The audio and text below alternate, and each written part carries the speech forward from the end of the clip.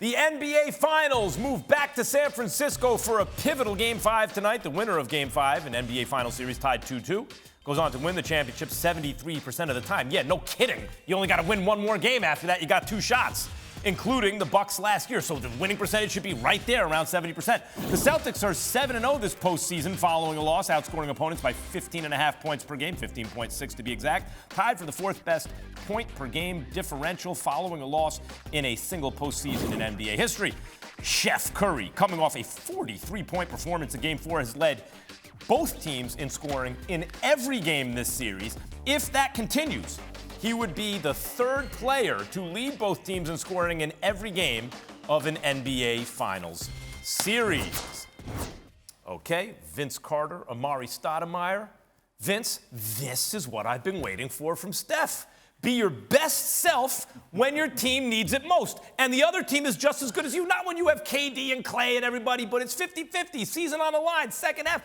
This is why LeBron and Wade are tweeting about Steph's finals play now. This is why I've been pointing out that he needed this to elevate his legacy. What is your biggest takeaway from Steph's virtuoso Game 4 performance?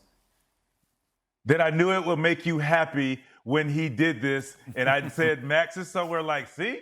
He heard me. But no, I take one thing about Steph right now is that he understands the moment. He understands the assignment and the situation at hand. And before Max, he had KD there where he can defer. Right now, he understands I need to play this way to win, and he's doing so. Whether it's layups, get down in transition, floaters, everything he needs to do, he is doing it. And right now, Max, he is opening the door to an elite door that we don't get to see, or maybe we didn't know about. That only a few know about because he is playing at that level like you called for, and he has responded. At 6'3", greatest 6'3" or under player of all time. But if you could work your way into the top 10 ever at that size. By the way, he's brolic now. That probably has something to do with it, too. He just looks different. Amar'e, why haven't the Celtics been able to adjust to Steph this series? And, what adjustments might we see tonight? I mean, there's no adjustments. There's nothing you can do. Steph Curry is a complete basketball player, okay? He's great from the three-point shot. He's also great with mid-range. He's great finishing left and right hand at the basket. He's a brilliant passer. There's nothing you can do. There's no scouting report. If you try to trap him off the pick and roll, he gets off of it, he moves, relocate, gets the ball back, quick release. If you don't trap or step up on the pick and roll, the open space right there, he's gonna knock down the open shot. As we see here, like you said, he's strong. So when he goes with the left hand, that space right there, that quick release is just hard to defend. That's him working on his body throughout his career. It didn't used to be that way. Absolutely, and it shows here in the playoffs. When you put forth the effort in the offseason, you work on your body, you get stronger, and it shows now in the playoffs. When I said fate of the universe on the line, it went viral, right? I said it's on social media. I said, I want Iguodala, right? I meant it. I wasn't talking about guys who's a better shooter. I'm talking about who has ice water in their veins, game on the line, open look.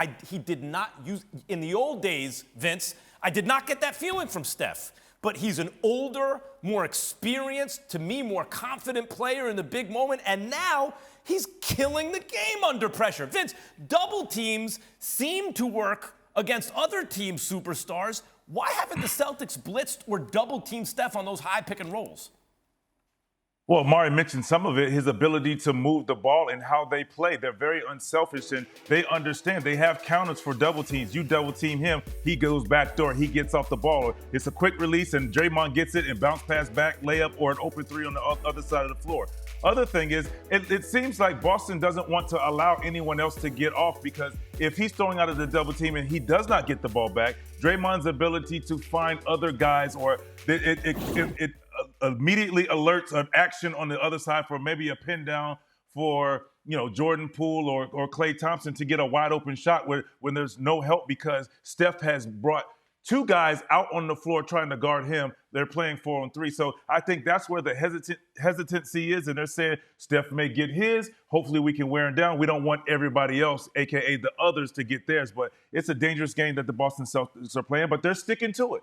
You got to pick your poison. I would pick the other poison if I were Udoka at this point. I would too. What else do you need to see from Steph? Absolutely. But then, of course, Clay is due. He had a Klay Thompson game, but he didn't have one of those, oh, my God, he just scored 16 points in 1 second Clay games, right? He might be due. Amar'e, now that they're back at home, what does Steph need to do to give the Warriors that pivotal Game 5? Well, I think just stay aggressive. He's going to be aggressive. I guarantee you that. Because the thing is, when you have a game like you had in Game 4, and you're able to assert yourself, and you know that there's nothing your defense can do to stop you, then just continue on that path. Just keep lighting them up. If they don't want to guard you on the pick and roll step up, then knock down the open shot. If they do step up, you can split the trap, get to the basket, make the right plays. Just be aggressive. And I think his mindset now, with him, like you're saying, him being much more mature now, he's stronger, he's more confident, he knows his ability, he knows he's one of the all-time greats. And for all that to be happening right now in front of our eyes is beautiful to see. He just got to keep going. Yeah, I guess, Vince, it's just a different kind of pressure in the final. Look, we're seeing it with Jason Tatum now. He was great all playoffs against the biggest stars in the game. Maybe it's just something different about the finals, and Steph had to get some reps in before he could be this in the finals. But, oh, my God.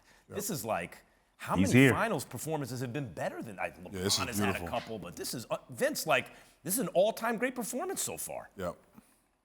He's doing that, and I mean, I think he really wants that MVP because he heard you saying, you know, and all the people saying, like, can he do it, and all of what has happened in the past. And yes, he wants the championship, but he's been there and he's accomplished championships. It's like, now I want to go there and be the dominant player. I want, like Amar'e said, he knows he belongs with some of the best and the greatest. And you asked for him to show that, and he is now showing that. And it's really, you know, his team is struggling, but guess what? They're winning games because hey, get on my back. Let's go. And I'll do what I need to do till you guys can get yourselves together, and look for him to continue to do that. Why not? Like, I mean, they're playing. They figured out something. Yeah, they've changed their coverages. They went from an offensive movement, now pick and roll, because they're having success. So why change? Thanks for watching ESPN on YouTube. For live streaming sports and premium content, subscribe to ESPN+.